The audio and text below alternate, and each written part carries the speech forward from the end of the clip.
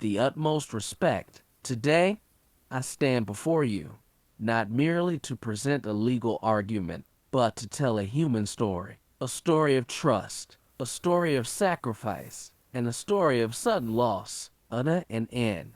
For decades, the taxi industry in Canada, especially here in Ottawa, was not a free and uncertain market. It was a system created, structured, and protected by the government. Within that system, taxi licenses were limited. Their value was stable, and citizens trusted it. They trusted it enough to invest their entire lives into it. Men and women worked for 20, 25, even 30 years. They saved every dollar. They took loans. They made sacrifices, all for one purpose, to own a taxi license. That license was not just a permit. It was their retirement, their security, their future. Then, suddenly, everything changed. When Uber entered the market, innovation was not the problem. The problem was the way the change happened. Overnight, the rules were rewritten. A protected system became an open market,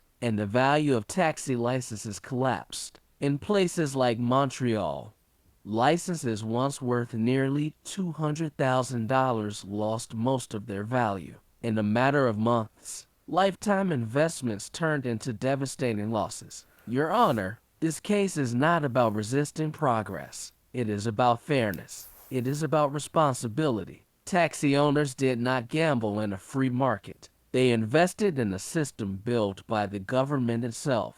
And when that system was changed fundamentally and abruptly, the consequences were not theoretical. They were real, they were measurable, and they were devastating. The government may say that compensation was provided. But the question before this court is not whether compensation existed. The question is, was it fair? Was it proportionate to the loss? Was it enough to restore balance? Because justice is not symbolic. Justice must be real. Now, imagine, just for a moment, a man in Ottawa. He worked for 25 years. He bought a license at a high cost. He built his entire future around it. And then, almost overnight, that value disappeared. His income dropped. His security vanished. His future became uncertain. This is not just economics. This is human impact. This is trust broken. Your Honor, the principle before you is clear.